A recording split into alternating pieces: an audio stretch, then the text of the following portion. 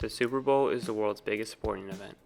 Watched by over 100 million people, America's biggest game features incredible comebacks, multi-million-dollar commercials, and the sport's biggest stars on a worldwide stage.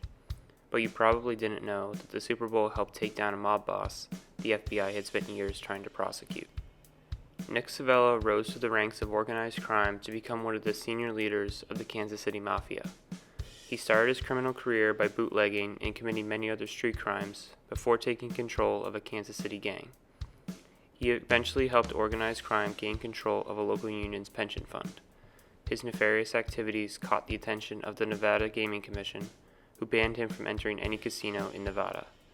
But the ban certainly did not keep Savella away from gambling. Not only do Americans like watching the Super Bowl, but many bet on it too. However, sports gambling still isn't legal in many states and was only allowed in a few states during Super Bowl IV, the one that brought down Nicholas Savella. Mobs are involved in numerous illegal activities, and one of them is gambling. When gambling of any kind is illegal in a jurisdiction, those who want to participate have to do so underground. For Super Bowl IV, the Kansas City Mafia was accepting wagers on the outcome of the game. The two teams playing were the Minnesota Vikings and the Kansas City Chiefs. Now the hometown team was a big underdog as the Vikings were 12-point favorites. Many fans were making point spread bets, which involves not only deciding who will win, but by how much. If you bet on the Vikings, a 12-point favorite, in order to win the bet, the Vikings would have to win the game. With the Chiefs, you would win the bet if they either won the game outright or lost by fewer than 12 points. This is called covering the spread. As the Kansas City mob began taking bets, everyone was betting on the hometown team, despite it being an underdog. It was expected that many bettors didn't think the Chiefs would be able to win or lose by fewer than 12 points, and so they would bet on the Vikings. However, the bettors were making decisions based on who they wanted to win, and they chose their beloved hometown team. But because the bets were placed at many different places and were handled by many different people, the one-sided action on the Chiefs wasn't realized until it was too late.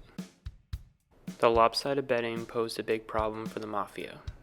Someone ran the numbers and discovered that if the Chiefs won or covered the spread, the Mafia stood to lose almost $50,000, or about $300,000 today. This alarmed the Mafia bosses so much that on Super Bowl Sunday, Nick Savella picked up the phone to inquire about the situation.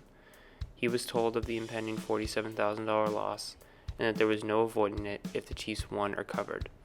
The phone call was the crucial mistake that put Nick Savella in jail.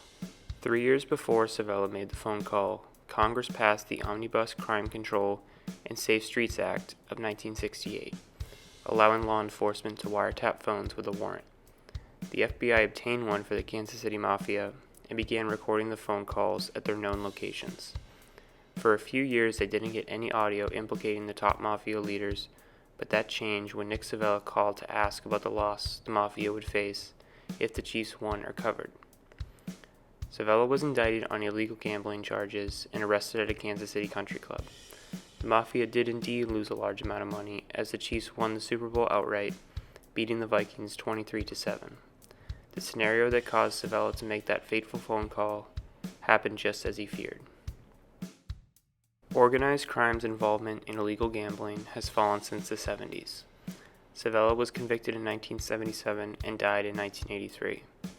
Today, sports gambling is legal in some form in 20 states and the District of Columbia, as the Supreme Court recently overturned a federal ban on sports gambling.